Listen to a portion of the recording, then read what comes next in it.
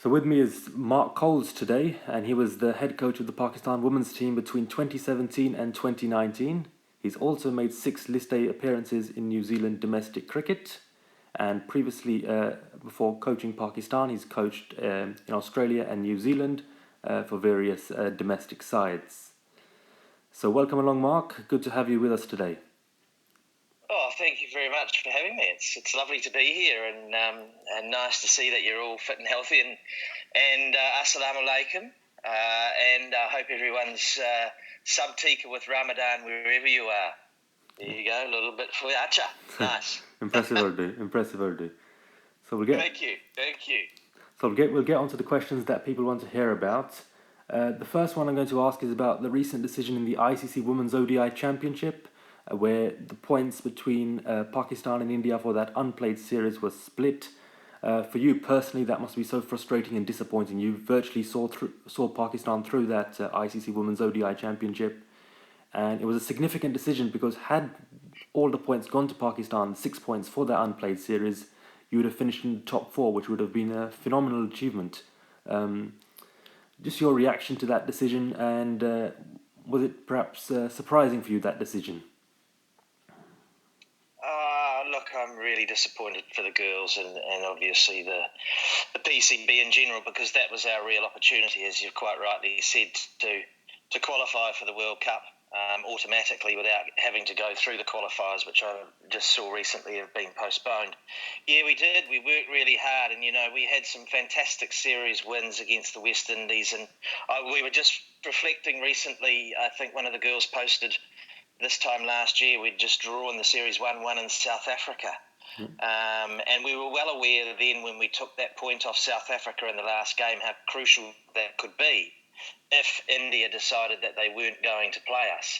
And I do know that the PCB made several attempts to play this series against India. In fact, one of the attempts was to play it in KL, in neutral territory, where obviously Pakistan have played England. They played Australia last year as well, and it's a great setup there. But the Indians were reluctant to come on board, and then it's an inconvenience, I guess, that COVID hit, and then the whole COVID. Well, Sri Lanka were playing Australia, I think, or New Zealand, sorry. And I think Australia were playing South Africa. That's right, yeah. Those series came into play, and then all of a sudden everyone sort of has been split 3 points. So, yeah, we did some really hard work, and it's hard to qualify for a World Cup, so I was disappointed to see that decision. And were you necessarily expecting this decision, or did it take you by surprise? Because previously, in the previous ICC Women's ODI Championship, the full points were given to Pakistan, so it's a different outcome this time. Yeah, dare I say it, I potentially thought that it might be 3 each. And look, I guess the girls had an opportunity when they played England in November to maybe steal a game off England. And I don't think they played terribly well that series at all. But, it's disappointing, but I had a sneaking suspicion that it may happen this way, unfortunately. And generally, there's been a lot of criticism about this decision from Pakistan fans, fans of the women's game in general, even some quarters in India. Do you think in the future perhaps they should have 2 groups of 5 if this thing's going to continue? Because it's unfair on both players from Pakistan and India, having to wait till the end to know if they've qualified or not for things that are taken out of their hands. Perhaps they could have 2 groups of 5 or something along those lines in the next cycle of the ICC Women's ODI Championship? Well, yes, that's right, and well pointed out too. I think that's a very wise idea. Now that you've got Ireland and Bangladesh coming into the ICC Women's Championship, it probably makes sense now that 2 from each group go through, and the others have to re-qualify. And then that's very clear: first and second in each group, and away you go from there. And the other 6 teams have to go through the qualifiers as they are, or they will do it at some stage in the future. How you sort those groups out will be interesting. I assume Ireland and England, to save money, will be in one group. Australia and New Zealand will be in one group. And then I guess you just kind of have to even other teams out, Bangladesh, Sri Lanka, Pakistan, and the other couple of teams that are left over into even groups and even travel. I mean, we're going through unprecedented times, as everybody knows. And I think, and I really hope that it doesn't happen, that they reduce the women's game. But let's wait and see. Okay. So in terms of dollars. So moving on to a different topic now. We recently had the retirement of Sana Mir. Did this take you by surprise at all? I mean, I guess with this COVID pandemic, we've all got an opportunity to reflect and contemplate. And obviously, she recently was left out, and prior to that, she made herself unavailable. So, what was your initial reaction? Were you taken by surprise, or did you feel that perhaps it was coming? Look, we speak on a regular basis, and in fact, I spoke to her last night.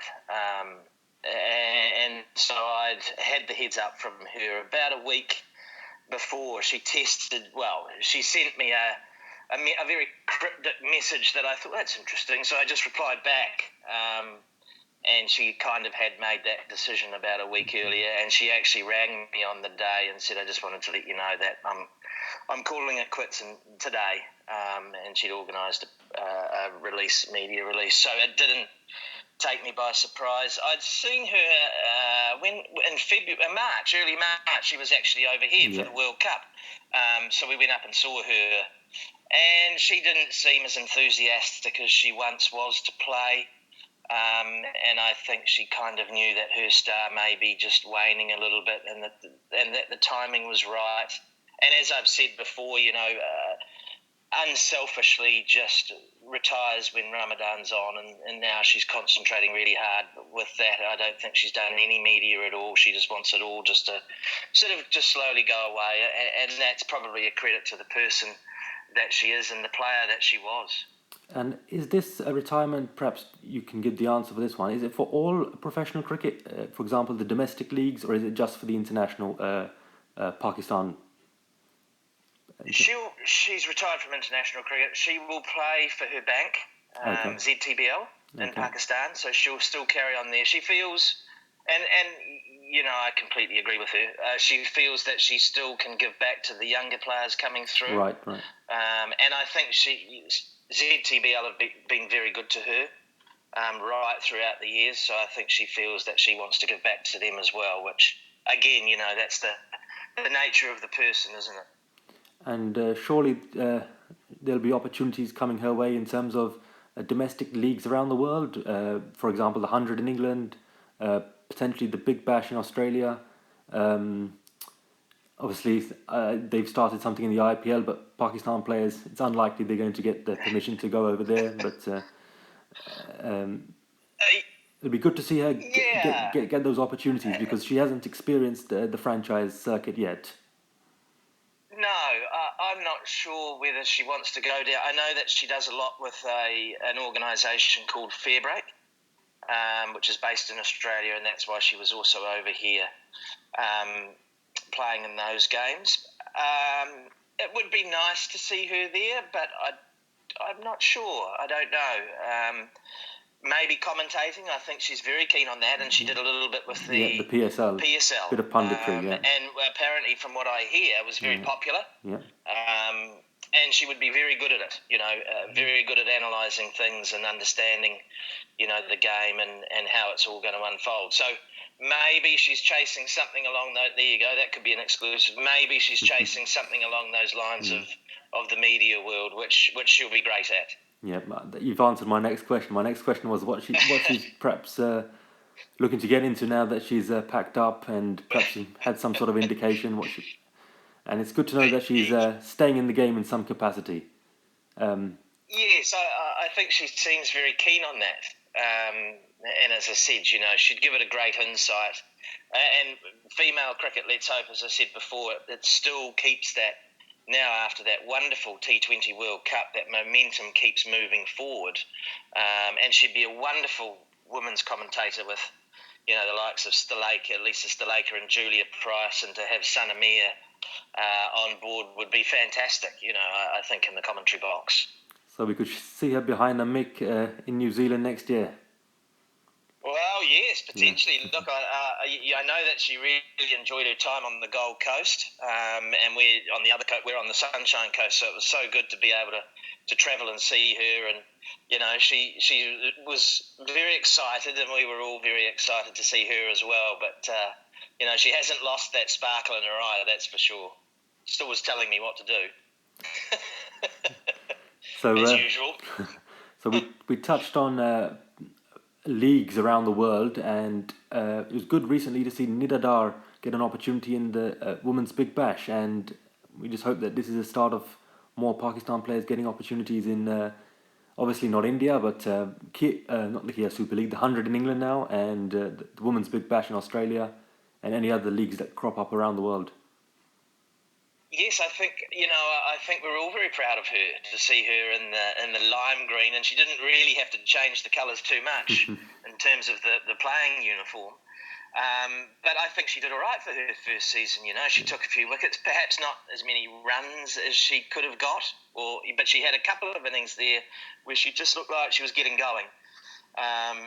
But I think she bowled really well. She fielded really well, and the experience that she had and brought back to the girls, from my understanding, was just the next level. The level of professionalism that's required in these leagues, and that she brought back to the team, I think really made the Pakistan team understand that, okay, we're here, we need to get to here, and this is what Nida's done, and this is how they obviously practice day to day in and out of the grind of professional cricket. And look, she was playing with some fantastic players, wasn't she? She had some really good cricketers around her, which was great to see. Likes of Alex Blackwell, Yeah. That's a good person to have around a veteran. In your first season, I think. How do you assess Pakistan's performance in the recently concluded Women's T20 World Cup? Personally, from a fan's point of view, I had Pakistan as potential semi-final contenders given their recent successes against South Africa and West Indies.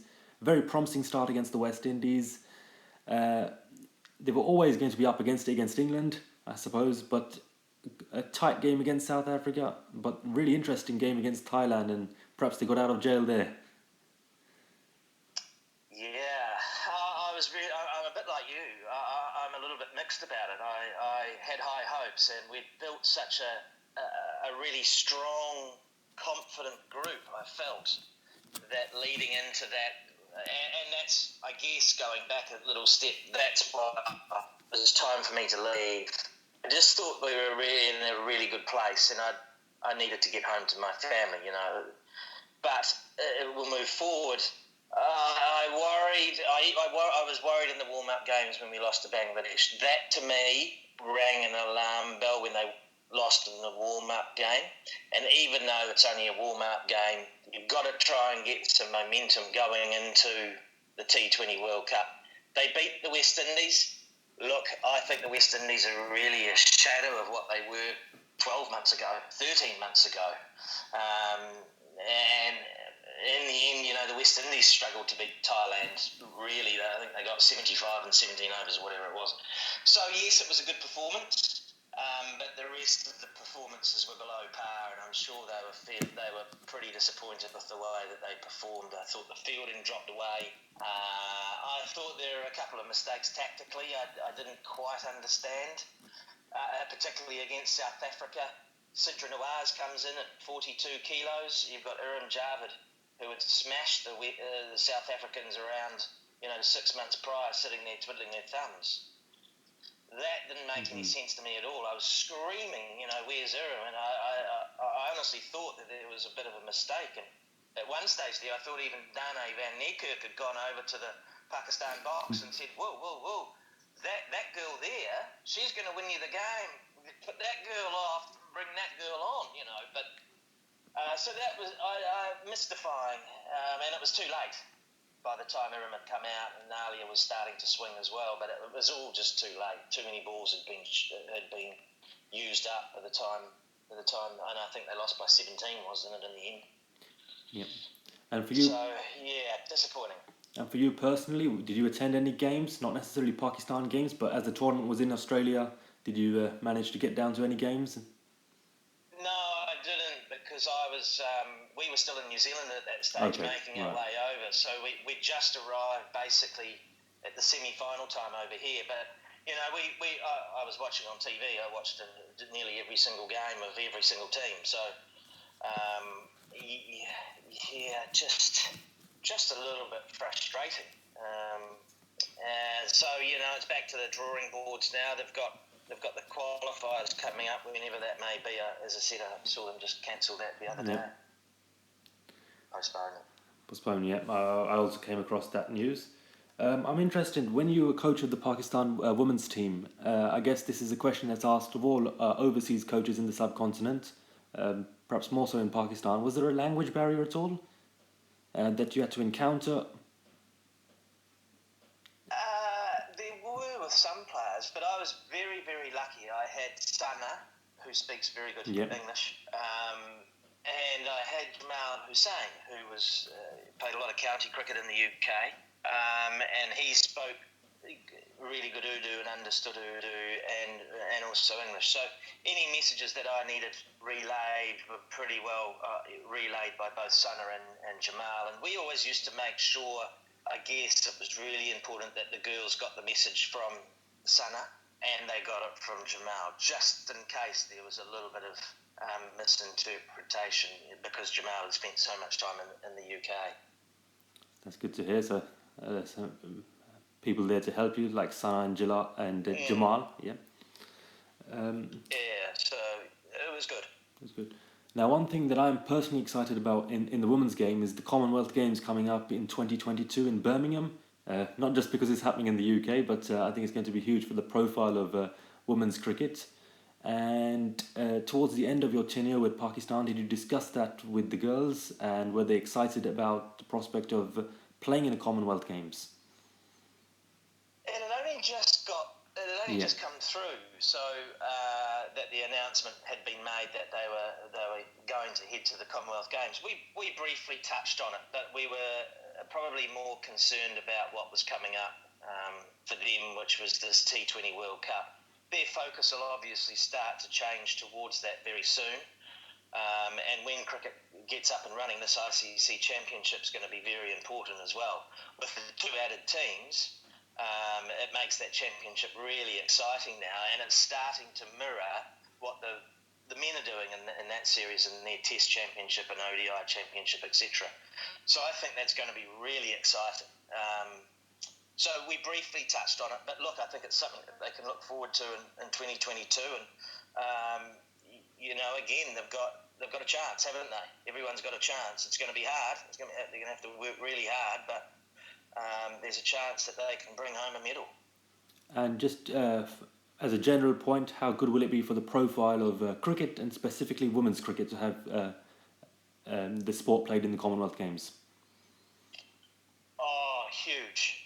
But not probably, when I say that, not so much for Pakistan, Australia and New Zealand, but you think of Scotland, Ireland, you think of all these other smaller teams. It's going to be massive for those teams to be able to showcase their skills against some of the best teams in the world. But it just puts cricket on the map a little bit more. And they would never have ever had that opportunity otherwise, obviously. So winning a Commonwealth gold or winning silver, bronze is a magnificent achievement, and not many people get the opportunity to do that. So I think it's massive. Not great for Pakistan that they're in there, and Australia and all those teams, as I've said, but the littler teams to show that they can showcase their nation's female cricket team. And a lot of Scotland and Ireland cricket isn't massive over there, so it gives them that opportunity to springboard off cricket in the Commonwealth Games. Another exciting development that the ICC have announced is an under-19 version of the World Cup for women. And correct me if I'm wrong, this is going to be played in the T20 format in 2021? Yes, it is. It is. And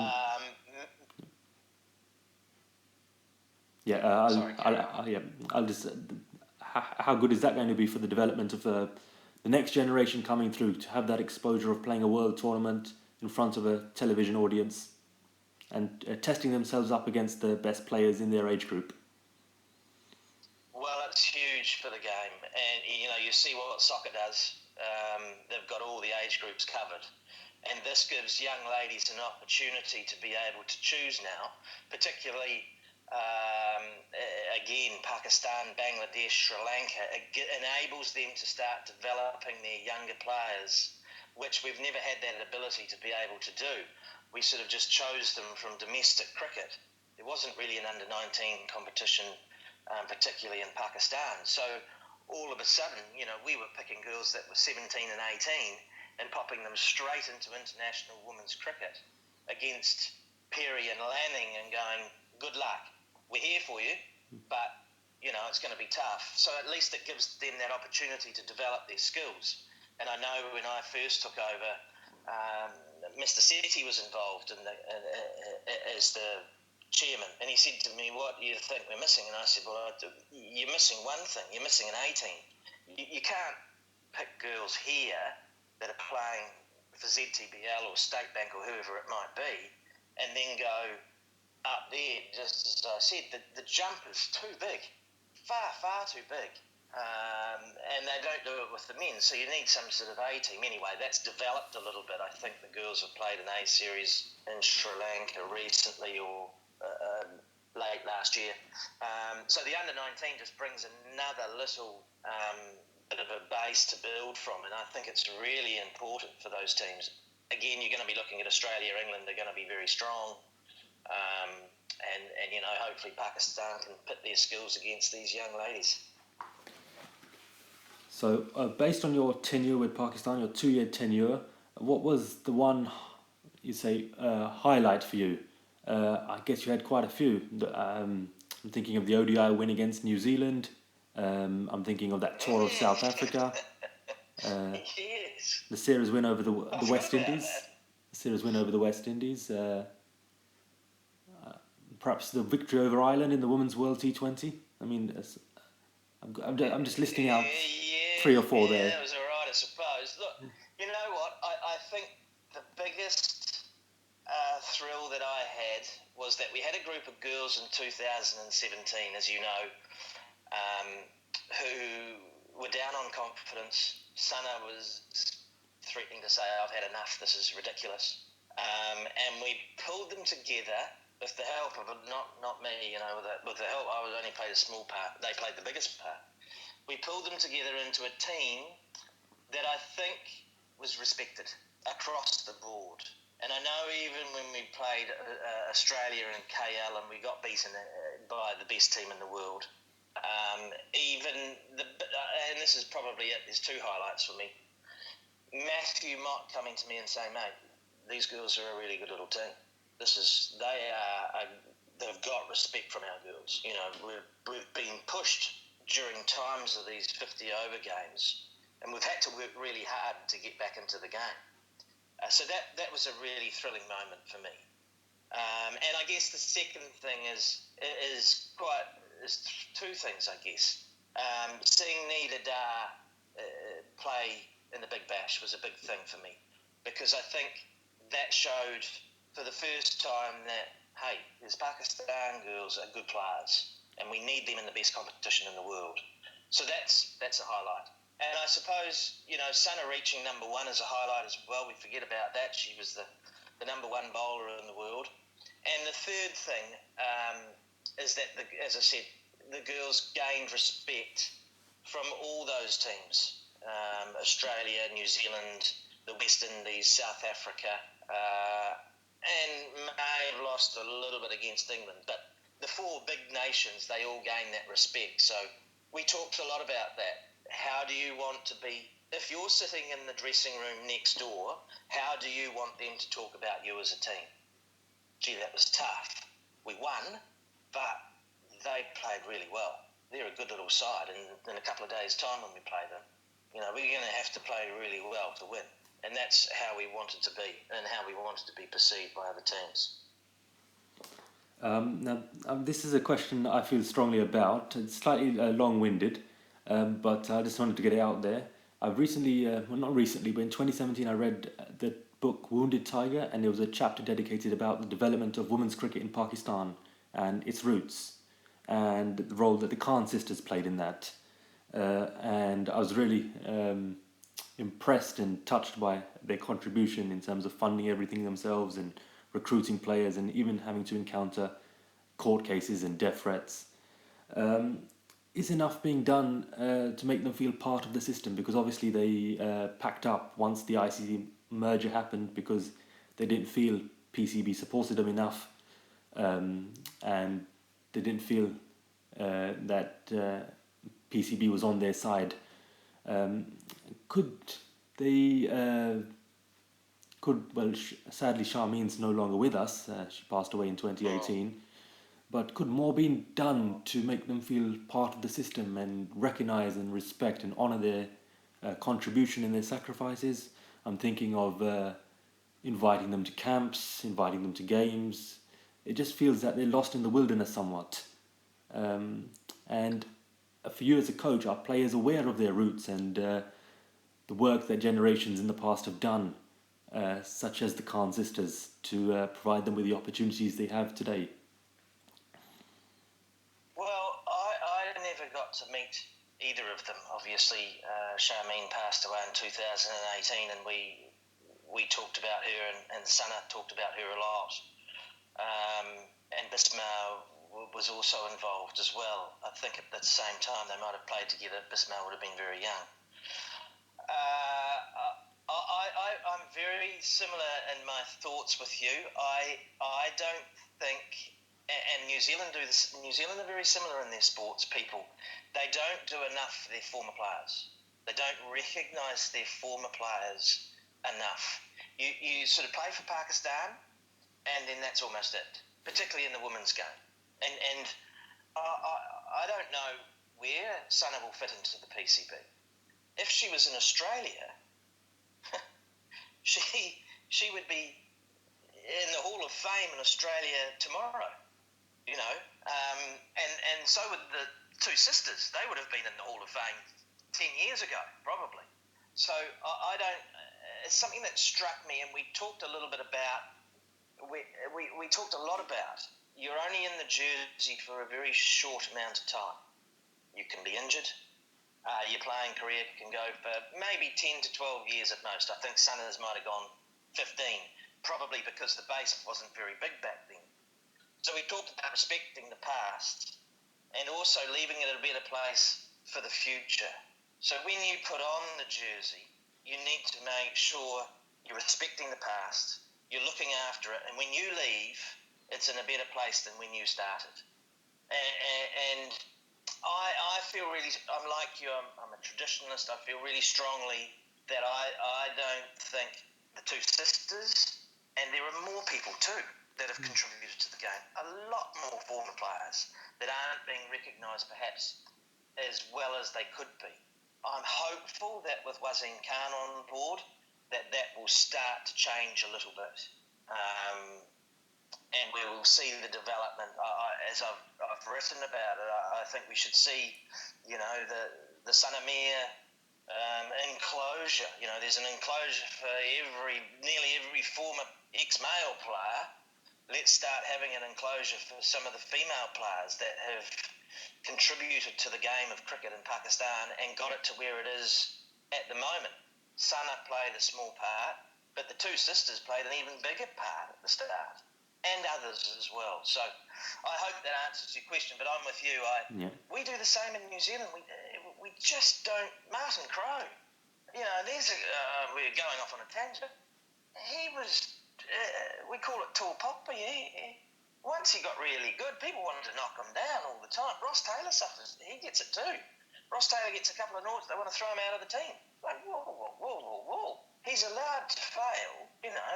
He's allowed to have a bad run, and all of a sudden everyone's onto him. Oh, he's too old now. Get rid of him, you know. Wow, you know. It's disappointing, but I think it's just people's nature sometimes, and that's the way that they react. But jealousy plays a part, which to me is pretty much a wasted emotion, but it's alive and well, I'm afraid.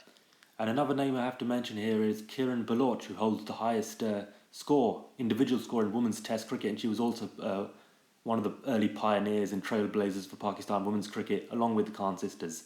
And just on that point, Is women's Test cricket, I mean, beyond the Ashes, could we see more of it? And do the Pakistan players want to play it? I mean, is the interest might not be there, the finances might not be there, but I mean, Pakistan have a bit of a history in women's cricket, women's Test cricket in particular, in terms of the highest individual score. And Shiza also took 13 wickets in a Test match in 2004. So perhaps we could see the occasional Test here and there. What's your thoughts?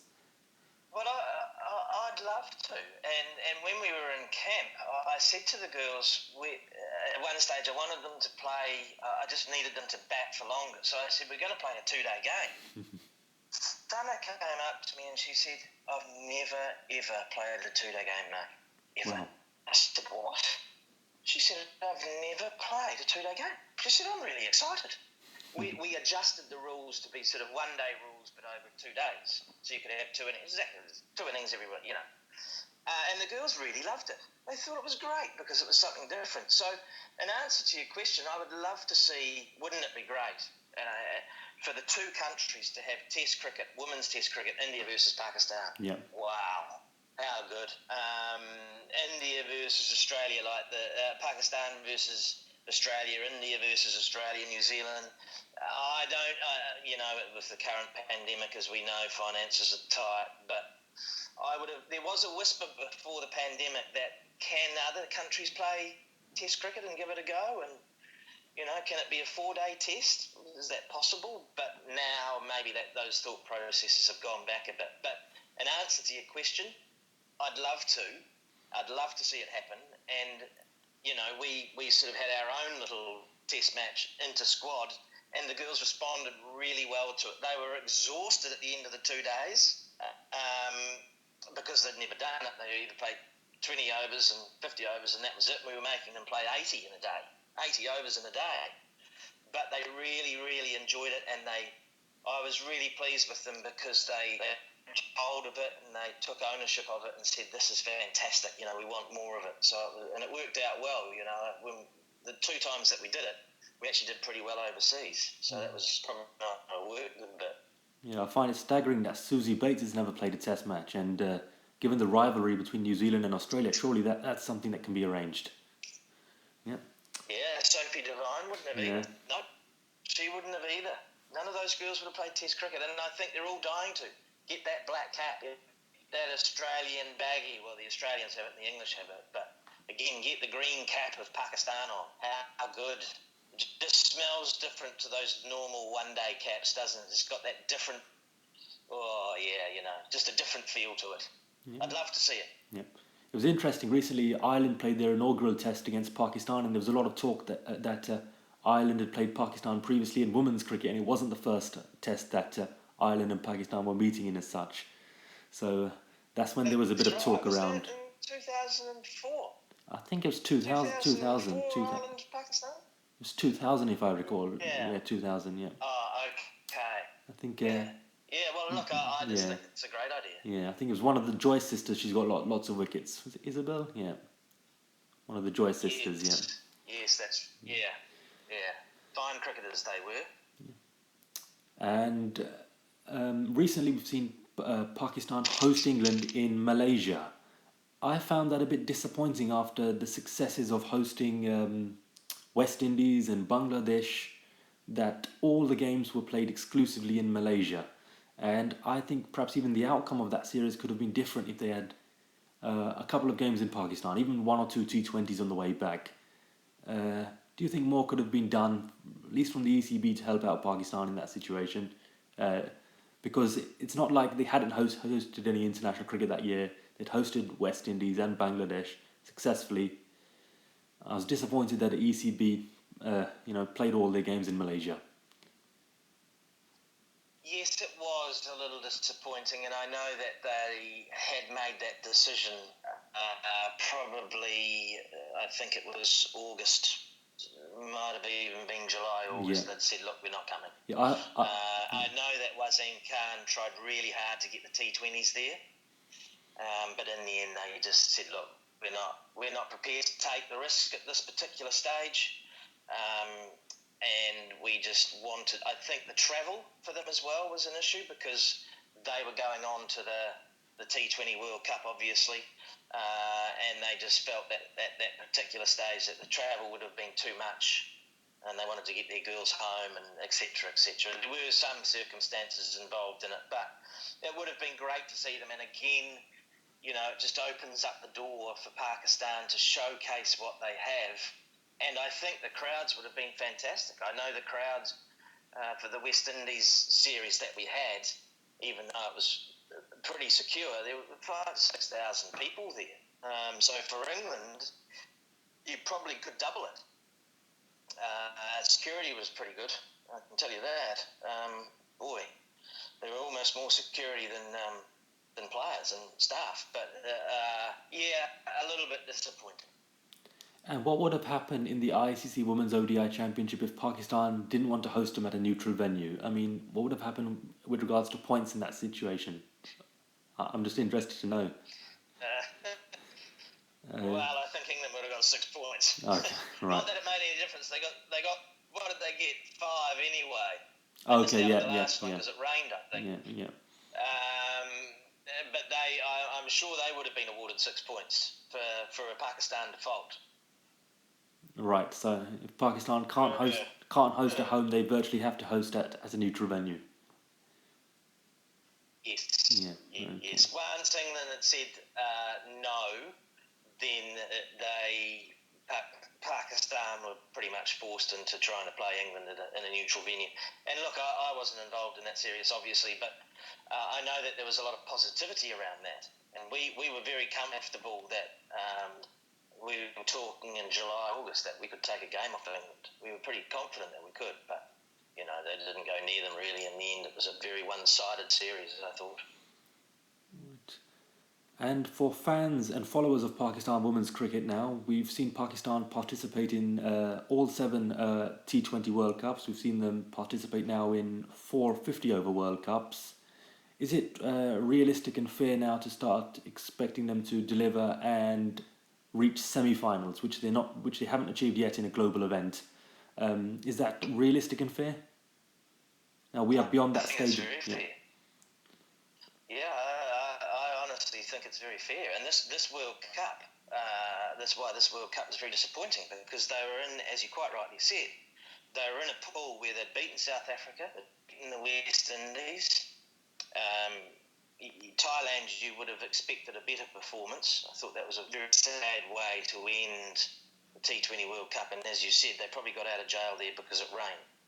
And England would have been a little bit tougher, no doubt. But, they only needed to beat South Africa, West Indies, which they beat the West Indies, and Thailand. Guess what? You're in. Whether they ever get that opportunity again to be in a pool that was the easier of the two. I mean, the other pool was the pool of death, wasn't it? Poor old Sri Lanka and Bangladesh. Wow. That's tough. Sri Lanka did okay. Bangladesh, I thought, didn't really play that well for whatever reason, but they were in a really tough pool. For them to qualify, you've got to say, wow, that something extraordinary has to happen here for them to qualify ahead of New Zealand, Australia, and India. So this was a big chance for us. So that's, I guess, why fans probably feel frustrated with the women's game. Fans, I guess, feel why is all the money, a lot of money being put towards these women and they're not performing? You had Nida Dar, you had Bismarck broke her thumb, but even so, that I don't like hearing that. We didn't make it through because we didn't have Bismarck. No, that's an excuse. That's not to be used. So, no, you had Javeria Khan. You had a lot of players that have got experience there, just don't seem to be getting over the line. So, I mean, whilst I've stepped away from it, I still think it's a little, that World Cup, we touched on it earlier, is very disappointing for me, particularly, as I said, that last game against Thailand. They were on a very fine line of losing that. That was going to be the highest chase ever at that ground. Yeah. And Thailand, probably their bowling is their strength, not so much their batting. Their bowling and fielding is very tidy. So you're with me that it's beyond the stage of just being an achievement for Pakistan to participate in global events, and just we're beyond that stage of development now. We need results, and it's realistic and fair for fans to start expecting results. Not necessarily winning world titles, but at least challenging for semi-finals on a consistent basis. Yeah, and look, to be perfectly honest with you, we talked a lot about that. You know, when we were starting the ICC Championship, we had the 3-0 victory against Sri Lanka in Sri Lanka. But the key for me was that we've done nothing, absolutely nothing at the moment. You know, we played New Zealand and we got a game off them. But again, we could have won that series, and it was just about identifying. You're getting close, but we need to understand that at crucial moments we need to be better than what we are. So that's why I was really pleased with the West Indies series win, where we came back from 1-0 down and won it 2-1. But even more so, I thought the progress was even better against South Africa in South Africa, which we all know for all international teams that go over there, men or women, it is a hard place to tour. The South Africans do not make it easy for you. They start zigzagging you around the country, and you all of a sudden, where are we now? Hang on, we've got to pick up sticks and go over here now. And then you pick up sticks from that one, and so they zigzag you around, and you're going from one hotel to another and thinking, where are we? So they make it tough for you. So that series there was probably the one that I felt is the time for me, because I'd seen that hardness that started, right, we can win this. We were down and out in that last game. I think we needed 9 and over to win the game consistently for 6 or 7 overs, and we got over the line. And to tie it was a fantastic thrill. And it just showed to me we've broken through. We've broken through the barrier, and we're making a difference, and we're respected, as I've said earlier on. Yeah, and then we go backwards again. And that T20 World Cup, just think, just frustrating, you know. And now I'm looking from the outside thinking frustrating. So I'm sure the girls are feeling frustrated too. But I'll be honest, I think sometimes we make excuses, and I just don't think we can afford to keep doing that. Oh, well, you know, Bismarck, oh, well, this, oh, well, that. No. You've got to deal with what's in front of you. Okay. So just changing tack slightly, I'm going to talk a bit about your home country and the White Ferns. They've been a bit of a disappointment over recent years, not making the semi-finals of the 2017 Women's World Cup, the 2018 Women's T20 World Cup, and again recently in Australia, and even in the Women's ODI Championship. I mean, they've only really qualified by virtue of being host. And they're due to host the World Cup early next year. They've surely got to raise their game, because historically they've been the third best women's side, or the third strongest women's side, and the results over the last 3 to 4 years haven't been there. No, they haven't, and I think it's a reflection of the systems that they have in New Zealand, unfortunately. And I'll be brutally honest with this here. They've ignored the women's game over there for a long time, and some people have to have a real close look at themselves in the mirror. And now there's not really a lot of depth coming through. So yes, there's Amelia Kerr. She was a little flower that came out, but you've seen her performance drop a little bit. You know, when she first came on, she was the great star, and this is what's going to happen. And she didn't think she had a great T20 World Cup. It was okay, but not this. I thought Poonam Yadav was far and away a better bowler and performed much better. However, so New Zealand, all of a sudden, if you have a look at that New Zealand team now, they're aging very quickly. They're all past 30 now. Devine, Bates, Tahuhu, Satterthwaite, Katie Martin, Perkins is close to 30. So they're getting older, but where's the young ones coming through? And if you have a look at Australia, there's another set ready to come through. You know, we saw a couple of them starting to come through, the girls. Sutherland is in that group. And there's a couple of others. This young left-hander, the name escapes me, she played with Nida Dar. Absolutely good little player. Mooney? 16, Phoebe. Okay, yeah. Is it Phoebe? Yeah. Whatever her last name is, but she's a good player. Sorry, was it the opener? Was it the opener? the left-handed opener. She played for the Sixers in the Big Bash. I'm sure her name was Phoebe, but anyway, she's about 16, 17. Looks a very, very good cricketer. So they've got a group coming through because they've paid attention to female cricket. New Zealand cricket, I think, dropped the ball and sort of just ignored them for a while and thought, gee, 5 years ago we've got a really good team. Susie's 25, Amy's 26, Leah's 25. So we don't need to do much because we're winning games. It's the fatal mistake that organisations make when they're going okay. They think, everything's all right. Women's cricket, fine, we're doing really well. We're beating England, we're beating Australia. Those players get older, Australia get better, England get better. India, of course, have done a fabulous job with their youth programs. And now we're seeing New Zealand getting pushed back into fourth. Question mark. I think South Africa can quite rightly claim fourth now. Australia, England, India, throw a blanket on them. Probably Australia are out of the blanket and a little bit ahead, but Australia, England, South Africa, are they ahead of New Zealand now? I'm saying they are a little bit. I think they've got a world-class bowling attack, and I think they've worked out their game and how they can beat teams. So I would say that they're fourth. New Zealand are in there and fighting out fifth. So it's disappointing where they're at.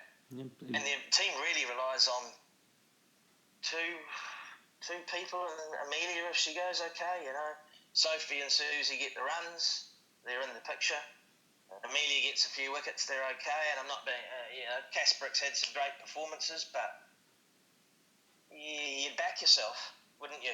I think if you're the other teams, the other four teams, you'd say, get Devine, get Bates, and we'll put some pressure on them. But next year at home, you'd expect them to put up a serious challenge. Last time they hosted the Women's World Cup, they won in 2000 in Debbie Hockley's last tournament. That's right. I would hope so. With the home conditions. It'll be February. Will be a nice time of the year. January, February will be a lovely time of the year. If New Zealand get a good summer, the pitches will be flat. I would hope that New Zealand do better than what they've done previously. It will be very dependent on how India travel away from home, how Pakistan travel away from home. Not great tourists when it's a bit cooler. Sri Lanka travel. I think they're an improving team slowly. And Bangladesh. So those four teams are going to need to tour well. When I say tour well, they're going to need to adjust to the conditions quickly. Australia, England, New Zealand, all pretty used to those temperatures and conditions. So it could be fascinating. It's going to be fascinating to see. And of course, the big question is, who is going to make it? West Indies, Pakistan, Sri Lanka, Bangladesh. Who makes? Only three can make it. Fascinating qualifiers ahead for us all. I just think the West Indies are they have to get better. I don't know what's happened, but they have to be better than what they are. They have got some serious cricketers. And for Pakistan, should they qualify, surely they've got to avoid a debacle like they had in 2013 and 2017 where they were winless. Surely they've got to improve their record in 50-over World Cups. Have to. And look, the ICC Championship proves that they can do it, because and they have. They've beaten New Zealand, they've beaten West Indies, they've beaten South Africa. They pushed Australia in some games, so they've played some very good cricket over a 50-over period. World Cups are World Cups; they're not easy to win, but I would like to think that they would improve. Sana, of course, is going to be a very big gap to fill, and whoever fills those shoes. They're not going to fill her shoes, but they have to find someone that is of a similar type of player to her. Now, whether she bowls off-spin, medium pace or whatever, but she also has to be a handy number 7 batter that can finish games at the end or get those extra 15 or 20 runs that you require to push you to 250. I don't know who that is at the moment. There's some players that Kainat Imtiaz has had heard times. Ramin Shameen's a good little young player who bowls her off spin and can bat a little bit. But the key thing for me is the up here. That's the experience. That all that experience is gone out the door. All that intellectual property is gone, and her leadership off the field is the one thing that they will miss as well. The one thing that the young girls coming into the team that we used Sana for was, this is what's going to happen. This is the pressure you're going to feel. And looking ahead to that tournament, it's going to be the swan song for several key figures in the women's game. I'm thinking of Mitali Raj, Julian Goswami, Catherine Bruntz from England. I mean, this is particularly for India. This is their chance to send off their stalwarts in style. Yes, and they'll be very determined to do so. No doubt about that. The playing group will be very determined for India to lift that trophy. Will they? As I said before, they're going to have to adjust very, very quickly to the New Zealand conditions. And that probably is a question mark for me. But they've got look, in saying that, and I know that, Pakistan and India are like Australia and New Zealand, but double the animosity there. In saying that, India are a very good playing group, and we saw that in the T20 World Cup. They're a dangerous team, very dangerous side. Well, it's just in knockout games they just don't quite seem to be able to play those key moments well. The 2017 Women's World Cup final, they should have walked that game. Yes. Recently, I mean, they were always second favourites in the final against Australia at the MCG, but to lose, I mean, in that fashion, it was quite demoralising for them and the young players. It was, and I'm not sure whether you've read it today. I read a fascinating article about Elisa Healy and Dipiti, whatever. Dipti Sharma. Yeah. Excuse me if I've got her name wrong. And she looked at her, and she went down to Mooney and said, "She's nervous. Let's go after her." And if you haven't played in a final, or if you haven't been involved in a pressure situation with poor kid, none of them have been involved with 86,000 people watching them and screaming for, there was as many Indians there as we're Australians. There's a big Indian crowd there. But if you haven't been in that battlefield and you don't know how to cope, then everything just becomes that little bit more sweaty. You can see it in your face, and obviously she picked it and went, right, we're going. And I guess that's the advantage of having the Women's Big Bash, where they have 5,000-10,000 people playing, watching, but in a smaller ground with that atmosphere. It feels like 80,000, A ground that's full, that capacity 10 feels just like an 80,000 ground almost. So Healy and Mooney and all these girls are used to that.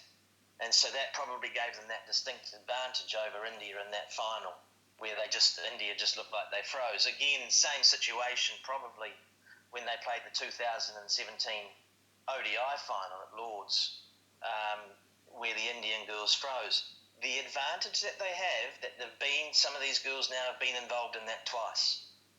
And often it takes you 2 or 3 times to finally win a game and win a final. So next time they play, if it's a full crowd, 20,000, whatever it might be for the ODI World Cup final, they won't be as overawed by the occasion because they would have been there and done that. So they could be a different kettle of fish. And for the last question, I'm going to take you to the men's game. Where were you on Sunday, 14th July, when New Zealand were contesting the World Cup final? They came so close. There's no one who's watched that game that hasn't felt for the Kiwis. They were that close to having their big moments in the sun. Well, I was in Malaysia getting my tooth done. Right. So I was feeling very sorry for myself watching the TV. I'd had a tooth taken out. I was very sore and replaced.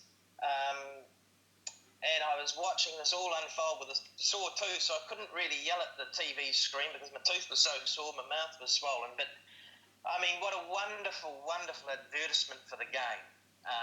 And I did feel for New Zealand, obviously. But I thought, again, they handled themselves very, very well in such difficult circumstances, and just to, just take it on the chin and be very accepting of the fact that that's cricket, that's how it's worked out. We've got to be just that little bit better next time. It's all credit to Kane Williamson, I think. He does a wonderful job as captain. He might not have the flair that Brendan McCullum has, but I think he offers other skills. And Brendan was he accepted what was done is done.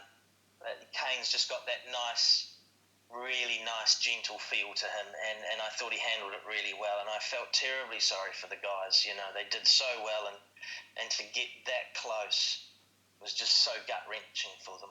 And then, of course, the All Blacks lost. Yeah, I was going to come on to that. Yeah. Oh, yeah. Well, what a year for New Zealand. It was terrible.